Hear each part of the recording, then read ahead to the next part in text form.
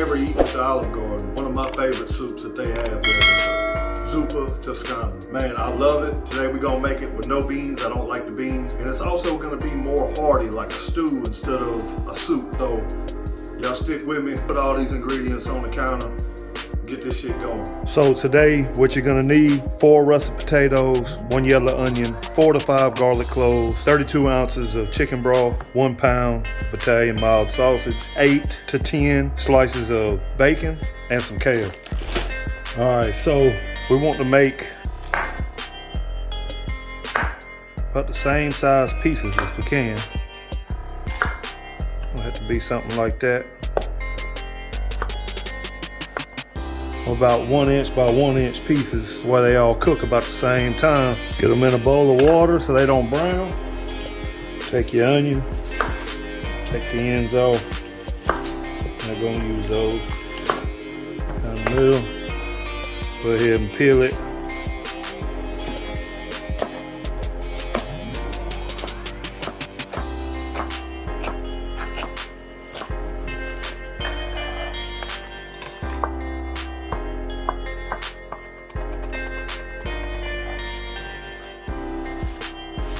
So at this point, you want to get your pot, Dutch oven, whatever you're going to use. Put it on medium-high heat. Put you some olive oil in there. Put your sausage in without the paper.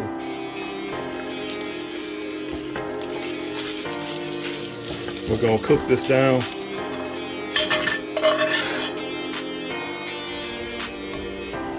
Bacon.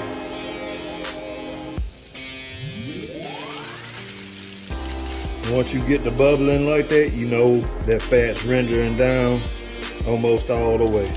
Once it gets crispy, we're going to put the bacon with the sausage, and then we'll throw our onion in.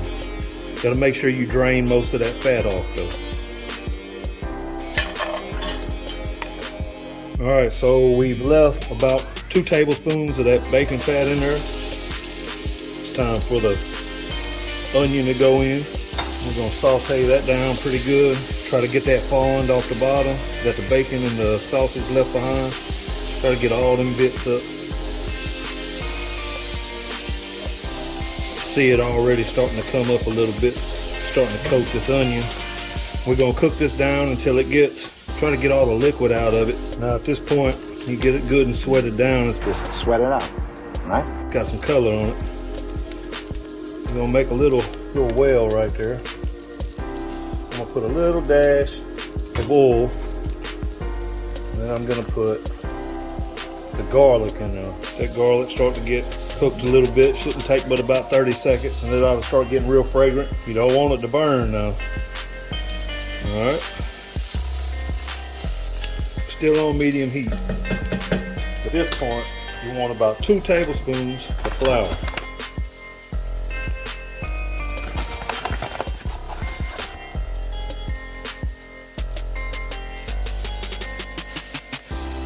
Now we want to cook that rawness off of it.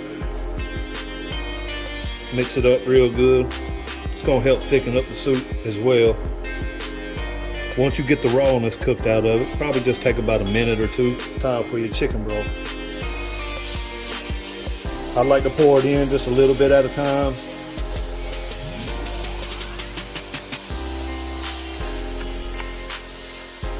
Now once you get like that, go ahead and pour it all in there. Now you want to bring all this back up to a simmer. Try you still scrape that bottom, try to get all that flour up. So once you start seeing a simmer like that, you're going to drain your potatoes out of the water. You're going to start putting them in. Be careful, don't let it splatter on you. Once you got so much in there, you just dump them. Filled it up halfway with some water to get the last little bit of that chicken stock out. Put that in there with it. We're gonna get these potatoes fork tender. Turn your burner all the way up to high. All right, so now once you get to where you're boiling, we want to get these to be fork tender. You're gonna throw your lid on there. I'm gonna leave it cracked a little bit. I'm gonna turn it down to about medium low. And then all we gotta do is check on it every now and then. When it is fork tender, I'm gonna bring you back.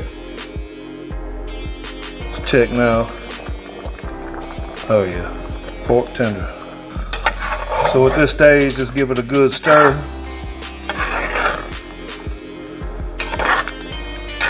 Gonna add in all your meats back. Mix that up real good.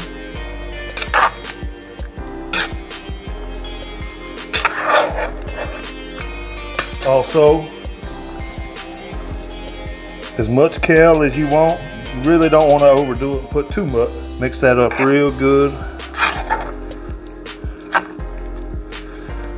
This is how I like mine. Thick and hearty. I'm gonna take your heavy cream.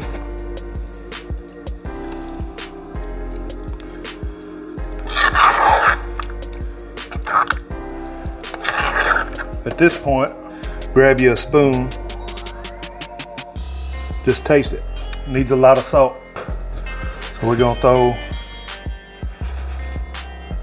a couple of pinches of salt, throw some pepper, a couple of pinches, and if you feel inclined, just a few little red peppers, just to give it a little bit of kick on that. You ain't gotta put a lot. A little bit goes a long way. Gonna mix that up. See how hearty that is? It says more like a stew. Taste it. That's better. Put a lid on there and cook it on low for about 10 more minutes. All right, so it's been about 5 minutes. Can't wait no longer. Turn this heat off and go with this. Let's see what this is talking about.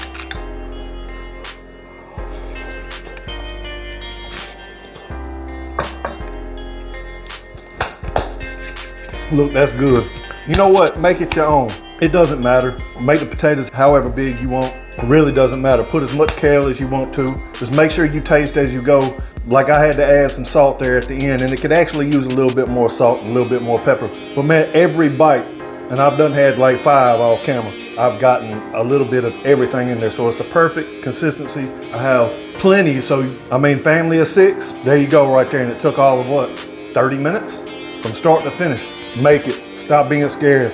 Get out there and cook something. Get in there and cook something. If you haven't already, please consider subscribing to the channel, because we here at Triple B's Barbecue don't want you to miss out on any recipes made easy, so you can impress that certain someone, your wife, your significant other. Get out the doghouse. Or hey, be the king at your next dinner party or your next backyard barbecue cook-off. Look, recipes ain't nothing but a baseline. Let's just do what we gotta do. Get in there in the kitchen. Don't be scared, man. Throw an apron on. So if you would, subscribe. Don't forget to hit that notification bell so you won't miss when I post future videos.